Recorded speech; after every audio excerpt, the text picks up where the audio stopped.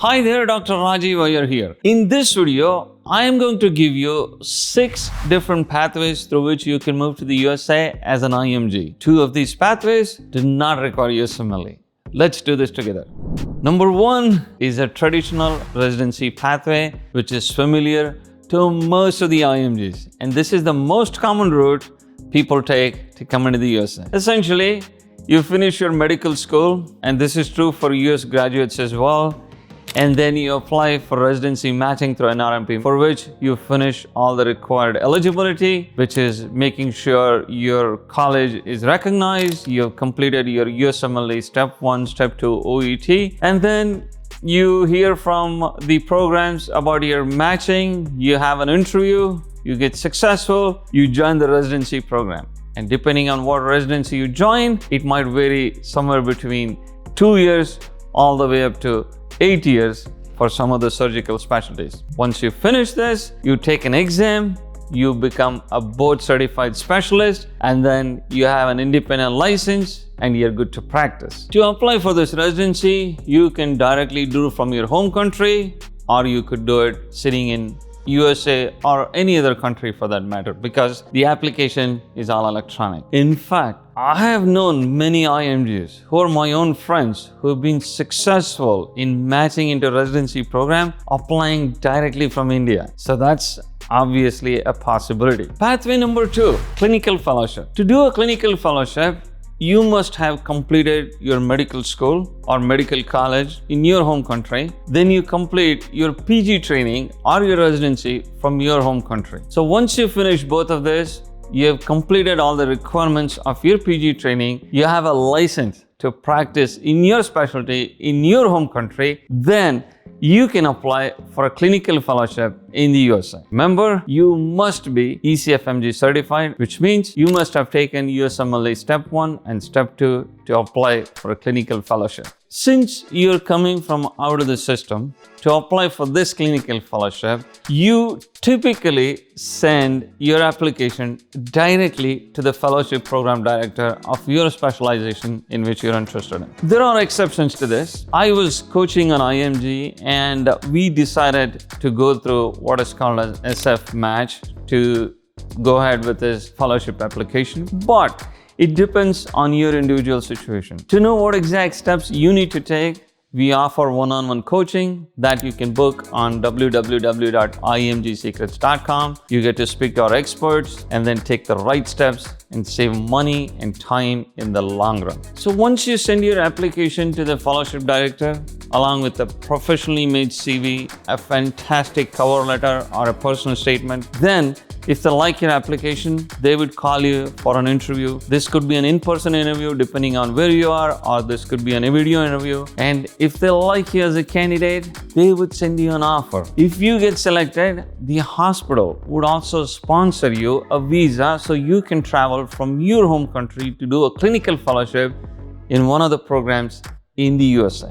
Is this making sense? Now, for you as an IMG, the big question is, what happens after doing clinical fellowship? There are 2 pathways that IMGs take, or rather I should say there are 3 pathways IMGs take. Pathway number 1, they finish their clinical fellowship, they go back to their home country, because the goal for these IMGs is to just get some experience in the USA and then go back and continue their practice. The second category of IMGs, they go back to residency. They use this clinical fellowship as a US hands-on clinical experience to apply for residency matching. The third option is for outstanding IMGs. They explore the alternate entry path program where they directly become an attending physician without having to do residency. What is best for you? It depends on your situation, your training background, your CV, and where you are in your career and where you want to get to. And this is exactly what we help at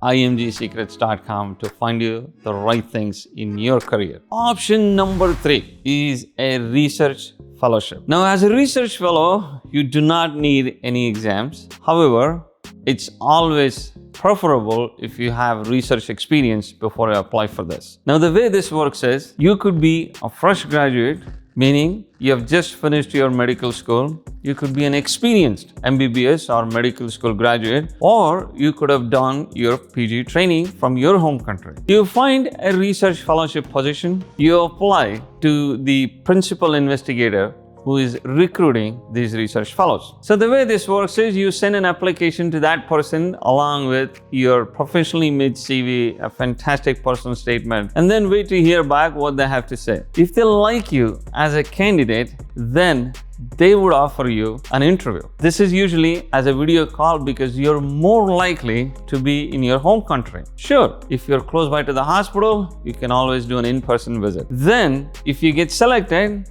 congratulations.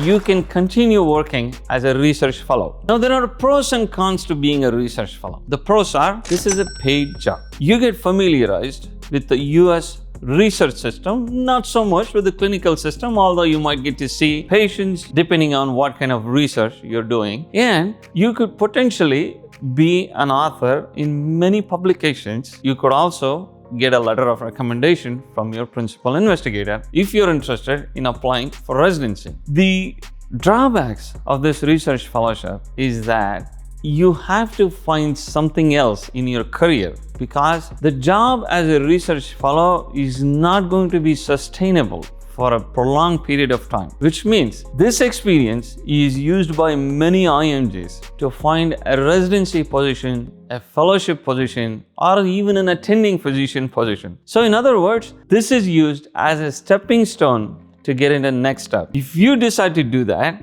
then you must complete your USMLE at that point of time. Is this making sense? The fourth pathway is entering the USA directly as an attending physician or a consultant. An example is myself. The way this works is you finish your medical school, your PG training or residency in your home country or any other country for that matter, where you can say it was a fantastic experience. And then it's also preferable if you have some sub-specialization training after this, but that's not a mandatory requirement. Then, depending on your training, your CV, your background, you apply directly as a consultant physician in one of the hospitals or many hospitals in the USA with a very strong application. Now, if they like you, they would hire you directly as an attending physician. Is this making sense? How fantastic this pathway is? Because I myself came to the USA through this pathway. Our expertise at IMG Secrets is to help IMGs to bypass residency and explore all possible options to see if you can come into the USA directly as an attending physician. That's our expertise. Of course, we help with a lot of other stuff too. Now, for this, you must complete your USMLE steps. And depending on where you're coming from in your career, you might be eligible to get either a training license or even a full license. But if you get a training license, you could transition that into a full license, taking the next appropriate steps. Eventually, with this pathway, the goal is you become board certified through the alternate entry pathway for certification. The good news is almost all specialties offer this alternate entry path program where you can bypass residency. But the question is how it is structured and how you become eligible as a candidate. Eventually, this pathway is going to make you board certified, get you a full license, plus you'll be getting full pay as a consultant physician all through the pathway. So this is the fantastic thing about this pathway. Now, the fifth pathway is coming into the USA as an attending physician without having a USMLE. Now, remember this. Before you get too excited about this pathway, there are very limited number of people who become eligible through this pathway. Now, I've personally seen IMGs come through this pathway without USMLE. However, this pathway is limited for very few IMGs who are in a specific phase of their career and have a very specific expertise. In other words, they have spent a lot of years in their specialization. Now, eventually, what is the best path for you?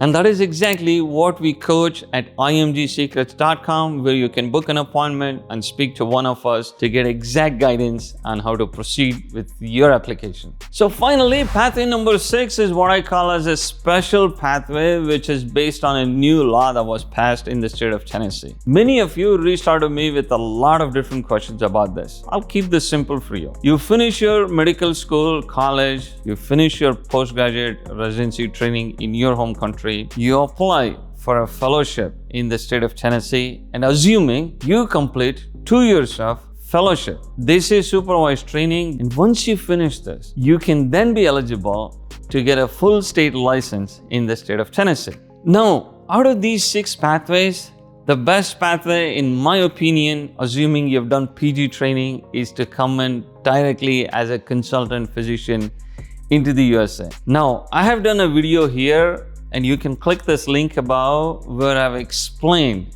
step by step on how you can move directly into the USA as an attending or consultant physician and bypass residency. Now, the benefits is you'll eventually be board certified. You'll get a full license, and imagine you'll be getting paid as a fully licensed physician, which is significantly more than a resident physician. Any questions? Post in the comments below. If you need to talk to us, you can always book an appointment at www.imgsecrets.com. Take care, stay safe. I will talk to you soon.